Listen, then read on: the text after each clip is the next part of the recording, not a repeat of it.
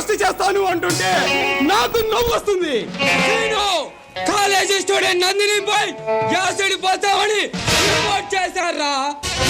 Inspector, నా గురించి తెలియక మాట్లాడుతున్నావు. ఒకరి గురించి తెలుసుకోవాల్సిన అవసరం నాకు లేదురా. ఈ సిటీకి కొత్తగా వచ్చినట్లున్నావు. ఈ సిటీలో నీలాంటి వాళ్ళు అమ్మాయిని ఏటీఎం చేస్తున్నారని వాటిని అరికట్టడానికి నేను ఇక్కడికి స్పెషల్ ఆఫీసర్ గా వచ్చాను. అలాంటి వాడితో విరోధం పెట్టుకుంటే నీ చరిత్రకి పులి స్టాప్ పెట్టవలసి వస్తుంది. నిన్ను ఇక్కడ నుంచి ట్రాన్స్ఫర్ చేయించాల్సి వస్తుంది. ఈ చరణ్ రణరంగంలో దిగిన తర్వాత వాడి చరిత్ర సమాప్తం చేయడమే తెలిసిన విద్య, కానీ నన్ను ఎదుర్కొనే దమ్ము ధైర్యం ఎవరికి లేదురా. నాలాంటి వాడితో విరోధం పెట్టుకుంటే నీ చరిత్రకు పులి స్టాప్ పెట్టవలసి వస్తుంది. చరణ్,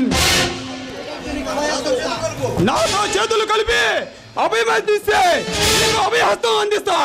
కాదని ఎదురు తిరిగితే నిన్ను పైలోకానికి పంపిస్తా. ఇలాంటి గుండా నాయలని సర్వీస్ లో చాలా మందిని చూసా. మర్యాదగా వస్తే స్టేషన్ కి తీసుకెళ్తా, లేకుంటే తప్పుకుంటూ తీసుకెళ్తా. నన్ను అరెస్ట్ చేసే దమ్ము ధైర్యం ఎవరికి లేదు. సీను ఇప్పుడే ఇక్కడే అరెస్ట్ చేసి ఈ పోలీస్ సింహం పవర్ ఏంటో నీకు తెలిసేలా చేస్తా. ఇన్స్పెక్టర్, ఊరుకునే కొద్దీ రెచ్చిపోతున్నావు. నా డ్యూటీ నేను చేయడానికి ఆలోచించే ప్రసక్తే లేదు. కర్తవ్య బాటలో అవినీతి పరుల అందుకున్నా మీలా అమ్మాయిల్ని హింసించే వాళ్ళని కటకటాల్లో పెట్టి చెడు మూసలు లెక్క పెట్టేలా చేస్తా. నీలాంటి పోలీస్ ఆఫీసర్లని డబ్బుతో కొంటా. నేను సైగ చేస్తే నీలాంటి వాళ్ళు ఎదురు క్యూలో నిలబడతారు. నీ దగ్గర డబ్బు నువ్వు ఇచ్చే ముష్టి డబ్బు తీసుకొని చాలా అంకులమైన ఆఫీసర్ని ఇప్పటి వరకు చూసుకుంటావు.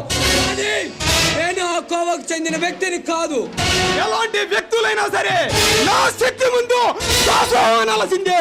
నేను ఫోన్ చేసిన మరుక్షణాన నిన్ను ఇక్కడ నుండి ట్రాన్స్ఫర్ చేస్తారు నీపై ఆఫీసర్లు. అది నా పవర్. నిన్ను అరెస్ట్ చేసి పవర్ నా పలుకుబడి ముందు దేనికి పనికిరాదని నిరూపిస్తా. ఇలా హీరోలా ఫోజులు కొట్టిన వాళ్ళని జీరోలని చేసిన వాడిని ఆఫ్టర్ నీ నుండి తప్పించుకోవటం నాకు కష్టమేమీ కాదు. ఇప్పుడే ఇక్కడే నీ చేతి బేడీలు వేసి బేడీ రోడ్డుపై పండుకుంటూ తీసుకెళ్తా. అలాగైతే నీ ముచ్చట దేనికి కాదనాలి. నీ వెంట వస్తా. 3 నిమిషాల్లో బయటికి వస్తా. అయితే రారా, నా పవర్ ఏంటో నీకు చూపిస్తా.